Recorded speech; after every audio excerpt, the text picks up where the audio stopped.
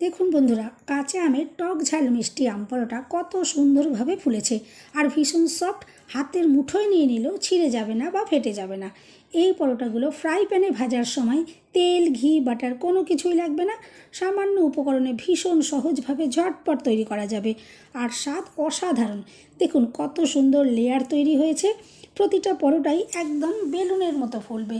এই প্রচণ্ড গরমে টক ঝাল মিষ্টি আম পরোটা দুর্দান্ত লাগে। সম্পূর্ণ ভিডিও দেখতে থাকুন। রেসিপি ভালো লাগলে লাইক, শেয়ার, কমেন্ট ও সাবস্ক্রাইব করে পাশে থাকবেন। দেখে নেওয়া যাক আজকের রেসিপি। নমস্কার বন্ধুরা, আমি পাপড়ি পদ্মাবতী ফুড ক্রিয়েশনে আপনাদের সবাইকে স্বাগত। কাঁচা আমের টক ঝাল মিষ্টি পরোটা তৈরি করার জন্য দেখুন লাগবে কাঁচা আম। আমি এখানে একটা কাঁচা আম নিয়েছি। আমটা দেখুন খুব ভালো করে আমি প্রথমেই ধুয়ে নিয়েছি। আর এই সম্পূর্ণ আমটা লাগবে না, আমি এখান থেকে অর্ধেক পরিমাণে আম খোসা ছাড়িয়ে পাতলা পাতলা করে কেটে নেব। দেখুন আমি পাতলা পাতলা করে কেটে নিয়েছি। আর এভাবে পাতলা করে কেটে নিলে একদম মিনিট খানেকের মধ্যে কিন্তু সেদ্ধ করে নেওয়া যাবে। এটা প্রথমেই আমি একটু সেদ্ধ করে নেব। সেদ্ধ হতে কিন্তু একদমই সময় কম লাগবে। দেখুন আমি সেদ্ধ করে নিয়েছি আর জলটা দেখুন ফেলে দিয়েছি। আমগুলো দেখুন সুন্দরভাবে সেদ্ধ হয়ে গেছে। এরপরে আমি নিয়েছি একটা মিক্সি জার। যে সকল বন্ধুদের মিক্সি নেই আপনারা কিন্তু এটা শিলনোড়াতেও বেটে নিতে পারেন, কোনো অসুবিধে নেই। দেখুন আমি মিক্সি জারের মধ্যে সেদ্ধ করা আমের টুকরোগুলো দিয়ে দিলাম। আর এখানে দিয়ে দিচ্ছি কিছুটা ধনেপাতা। যেমন সুন্দর ফ্লেভার আসবে আর এখান থেকে দেখবেন সুন্দর একটা সবুজ কালারও তৈরি হবে। আর দেখুন দুটো কারি পাতার আমি স্টিক দিচ্ছি। আমের সাথে কিন্তু কারি পাতার এই ফ্লেভার অসাধারণ লাগে। যদি হাতের কাছে থাকে দেবেন, আর একান্ত যদি না থাকে তাহলে না দিয়েও করতে পারেন। আর দিয়ে দিচ্ছি ঝালের জন্য আমি দুটো কাঁচা লঙ্কা এখানে দিলাম। আপনারা ঝাল আপনাদের পছন্দ মতন ব্যবহার করবেন। এরপর আমি এটা মিক্সিতে ঘুরিয়ে পেস্ট বানিয়ে নেবো। এখানে কিন্তু কোনো রকমের জলের কিন্তু প্রয়োজন হবে না। আমি দেখুন জল এখানে দিলাম না, জল ছাড়াই কিন্তু এটা আমি পেস্ট বানিয়ে নেব। দেখুন পেস্ট আমি বানিয়ে নিয়েছি। আর একদম ফাইন করে কিন্তু পেস্টটা বানাতে হবে। আমি খুব মিহি করে এই পেস্টটা তৈরি করে নিয়েছি, তাহলে কিন্তু পরোটাগুলো তৈরি করার সময় সুবিধে হবে। দেখুন এরপর আমি একটা জায়গা নিয়ে নিলাম আর তাতে নিয়ে নিচ্ছি 2 কাপ ময়দা। আপনারা আপনাদের প্রয়োজন মতন ময়দার ব্যবহার করবেন। দিয়ে দিলাম স্বাদ মতো নুন। আর দিয়ে দিচ্ছি 2 চামচ গুঁড়ো করা চিনি। এই চিনিটা মিক্সিতে বা শিলনোড়াতে গুঁড়িয়ে নিতে পারেন। গুঁড়ো করা চিনিটা দিয়ে করলে মাখার সময় কিন্তু সুবিধে হয়। তবে চাইলে গোটা চিনি দিয়েও করতে পারেন, সেক্ষেত্রে কিন্তু মাখার সময় সময়টা বেশি লেগে যেতে পারে। এরপর দেখুন আমি শুকনো উপকরণগুলো এভাবে একটু মিশিয়ে নিলাম। আর এই শুকনো ময়দার মধ্যে কিন্তু সাদা তেল দেওয়ার কোনো রকমের দরকার পড়বে না। আমি এখানে কিন্তু শুকনো ময়দার মধ্যে কোনো রকমের তেলের ব্যবহার করব না, তেল ছাড়াই কিন্তু এটা মাখছি। আর দেখুন এখানে দিয়ে দেব 2 চামচ মতো টক দই। টক দই দিয়ে মাখার জন্য কিন্তু এই পরোটাগুলো কিন্তু ভীষণ সফট তৈরি হবে। দেখুন ভালো করে টক দই আমি মিশিয়ে নিলাম। যারা বেশি টক পছন্দ করেন তারা এখানে পুরনো টক দই ইউজ করতে পারেন, আর যারা টক কম পছন্দ করবেন তারা কিন্তু এখানে ফ্রেশ টক দইটা ইউজ করবেন। এরপর দেখুন আমি যে আমের মিশ্রণটা বানিয়ে নিয়েছিলাম এটা দেখুন আমি এখন কিছুটা পরিমাণে এখানে দিয়ে দিচ্ছি। প্রথমে কিন্তু সম্পূর্ণটা আমি একসাথে দিচ্ছি না, আমি প্রথমে কিছুটা দিলাম আর এভাবে দেখুন মিশিয়ে নেব। আর এভাবে মিশিয়ে নেওয়ার পরে বাকি অংশটা আমি দিয়ে দেবো। আমি এখানে যতটা পেস্ট বানিয়েছি সম্পূর্ণটাই কিন্তু ইউজ করলাম। দেখুন এরপরে খুব ভালো করে আমি মেখে নেব। এখানে কিন্তু আমার কোনো রকমের জলের প্রয়োজন পড়েনি, তবে মাখার সময় আপনাদের যদি একটু জলের প্রয়োজন পড়ে এখানে জল দিয়ে মেখে নেবেন। আর যদি দেখেন মাখাটা নরম হয়েছে তাহলে কিন্তু একটু ময়দা মিশিয়ে নিতে পারেন। দেখুন আমি এভাবে সুন্দর করে ডো রেডি করে নিয়েছি। আর এরপরে দেখুন ছোট 1 চামচ সাদা তেল আমি এখানে দিয়ে দিলাম। এভাবে যদি শেষে তেলটা দিয়ে মাখা হয় পরোটাগুলো কিন্তু ভীষণ সফট তৈরি হবে। ময়দা যখন মাখার সময় কিন্তু শুকনো ময়দার মধ্যে কখনোই কিন্তু সাদা তেলটা দেবেন না, তাতে কিন্তু পরোটাগুলো মুচমুচে হয়ে যায়। আর এভাবে যদি শেষে তেলটা দিয়ে মাখেন দেখবেন পরোটাগুলো ভীষণ নরম তৈরি হবে। দেখুন আমি ডোটা রেডি করে নিয়েছি, আর খুব শক্ত নয় আবার কিন্তু খুব নরমও নয়, এভাবে রেডি করে নিলাম।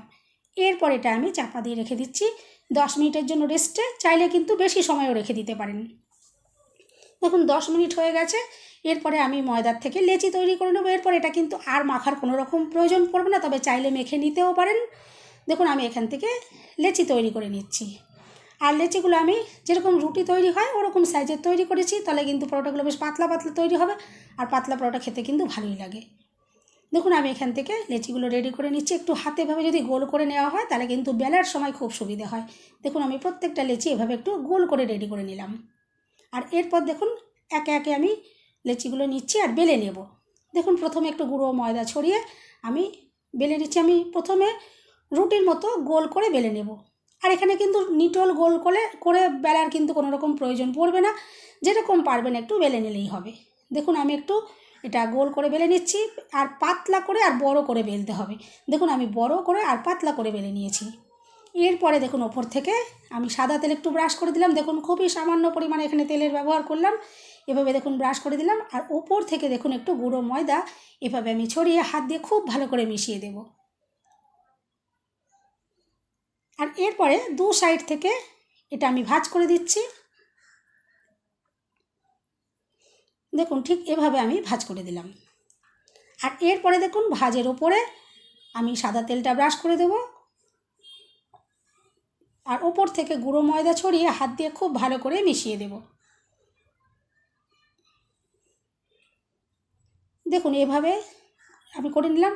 আর এখানে যেই তেলের ব্যবহারটা হলো, এইটুকু তেলেই কিন্তু আজকের এই পরোটা তৈরি হবে। এটা ভাজার সময় কিন্তু এখানে কিন্তু তেল, ঘি বা বাটার কোনো কিছুরই আমি ব্যবহার করব না। আজকে কিন্তু একদম তেল ছাড়াই কিন্তু পরোটাগুলো ভাজবো। শুধু মাখার সময় যে তেলটা ব্যবহার করা হলো আর বেলার সময় যে তেলটা ব্যবহার করলো, ব্যাস। এরপর কিন্তু আর এখানে তেলের প্রয়োজন হবে না। দেখুন আমি চৌকো করে ভাজ করে নিলাম। আমি আশা করছি আপনারা ভিডিও দেখে নিশ্চয়ই বুঝতে পারলেন। আর এভাবে চৌকো করে ভাজ করে নিলে, যেভাবে আমি দেখালাম তেল আর গুঁড়ো ময়দা ছড়িয়ে এভাবে যদি ভাজটা করা হয়, দেখবেন পরোটার ভেতরে অসংখ্য লেয়ার তৈরি হবে। পরোটাগুলো যেমন দেখতে সুন্দর লাগবে, খেতেও কিন্তু সুন্দর লাগবে। দেখুন এরপরে চৌকো করে এভাবে বেলে নেওয়ার ভাজটা করে নেওয়ার পর আমি এরপর দেখুন চৌকো করে এরপর আমি বেলে নেব। বেলার সময় যাতে এই চৌকো ভাবটা নষ্ট না হয়ে যায়, দেখুন আমি ঠিক এভাবে চৌকো শেপটাকে একটু বজায় রেখে একটু বেলার চেষ্টা করছি। দেখুন আমি এভাবে একটু বেলে নিচ্ছি, আর একটু বড় করে পাতলা করে বেলে নেব। আর পরোটাগুলো কিন্তু পাতলা পাতলা করে তৈরি করছি, এটা কিন্তু খেতে খুবই সুন্দর লাগবে। বন্ধুরা রেসিপি ভালো লাগলে একটা লাইক দিতে কিন্তু একদম ভুলবেন না। চ্যানেলটা সাবস্ক্রাইব করে আমার পাশে থাকার অনুরোধ রইল। বেল বাটন ক্লিক করে রাখবেন, আমি যখনই নতুন ভিডিও আপলোড করব সঙ্গে সঙ্গে নোটিফিকেশান সবার আগে আপনি দেখতে পাবেন। দেখুন আমি এভাবেই প্রত্যেকটা পরোটা বেলে রেডি করে নিয়েছি। এরপরে ভেজে নিতে হবে। তার জন্য দেখুন ফ্রাই প্যান আমি খুব ভালো করে প্রথমে গরম করে নিয়েছি। আর এরপর এরপরে গ্যাসের ফ্লেম আমি মিডিয়ামে করে দিয়েছি। আর এরপর দেখুন পরোটা আমি এখানে দিয়ে দিয়েছি। আর এরপরে অল্প কিছুক্ষণ রাখার পরে দেখুন আমি বারে বারে এটা উল্টে পাল্টে সেঁকে ভেজে নেব। আর দেখুন এভাবে খুন্তি দিয়ে যদি একটু চাপ দেওয়া হয়, দেখবেন সুন্দরভাবে কিন্তু পরোটা ফুলে উঠবে। আর বন্ধুরা এই পরোটাগুলো কিন্তু কখনোই আপনারা ঘি বা বাটারে ভাজবেন না, কারণ আমের ফ্লেভারের সাথে ঘি বা বাটারের ফ্লেভার কিন্তু একদমই সুন্দর লাগে না। সেই জন্য কিন্তু চাইলে আপনারা কিন্তু এই পরোটাগুলো কিন্তু সাদা তেল দিয়ে ভেজে নিতে পারেন, তাহলে কিন্তু ভালো লাগবে। আর আমি আজকে কিন্তু এখানে কোনো কিছু দিয়েই ভাজছি না, আমি শুধু এই শুকনো ফ্রাই প্যানের মধ্যেই কিন্তু এই পরোটাগুলো আজকে ভেজে নেব। আমি কিন্তু এখানে কোনো রকমের তেল দিয়ে ভাজবো না। আর দেখুন তেল ছাড়াই কিন্তু পরোটাগুলো দেখুন ভাজার সময় তো আমি কোনো রকমের তেলের ব্যবহার করলাম না। দেখুন কত সুন্দরভাবে ফুলে উঠলো, আমি আশা করছি আপনারা দেখে বুঝতেই পারলেন। দেখুন আমি আরও একটা পরোটা ফ্রাই প্যানে দিয়ে দিচ্ছি, আর এটাও দেখবেন একদম সুন্দর, একদম বালিশের মতো ফুলে উঠবে। আর প্রত্যেকটা পরোটাই কিন্তু এরকমই সুন্দর সুন্দর ফুলকো ফুলকো তৈরি হবে। আর দেখুন ধনেপাতা দেওয়ার জন্য কত সুন্দর একটা কালার এখান থেকে এসেছে, হালকা সবুজ, যেহেতু আমগুলো সবুজ কালার আর পরোটাগুলো সবুজ কালার, কত দুর্দান্ত দেখতে লাগছে। আর এই গরমে কিন্তু এই টক ঝাল মিষ্টি আমের এই পরোটাটা কিন্তু অসাধারণ খেতে লাগবে। যদি এটা না খেয়ে থাকেন, এভাবে বাড়িতে একবার বানিয়ে ট্রাই করতে পারেন, আমি আশা করছি ভীষণ ভালো লাগবে। আর কতটা যে সফট হয়েছে আপনারা তো দেখে বুঝতেই পারলেন। হাতের মুঠোর মধ্যে নিয়ে নিলাম, এটা কিন্তু ভেঙে গেল না বা ছিঁড়ে গেল না। আর দেখুন ভেতরে কত সুন্দর লেয়ার তৈরি হয়েছে। প্রত্যেকটা পরোটাই কিন্তু এরকম সুন্দর লেয়ারযুক্ত তৈরি হবে। এভাবে কিন্তু ট্রাই করে দেখতে পারেন, আশা করছি বাড়ির প্রত্যেকের ভালো লাগবে। বন্ধুরা রেসিপি ভালো লাগলে একটা লাইক দিতে কিন্তু একদম ভুলবেন না। চ্যানেলটা সাবস্ক্রাইব করে আমার পাশে থাকার অনুরোধ রইল। সবাই সুস্থ থাকবেন, ভালো থাকবেন। দেখা হবে নেক্সট ভিডিওতে। ভিডিওটা শেষ পর্যন্ত দেখার জন্য সবাইকে রইল অসংখ্য অসংখ্য ধন্যবাদ। আর দেখুন কতটা যে দুর্দান্ত লেয়ার তৈরি হয়েছে, আমি আশা করছি আপনারা দেখে বুঝতেই পারছেন। এভাবে ট্রাই করবেন, আমি আশা করছি ভালো লাগবে।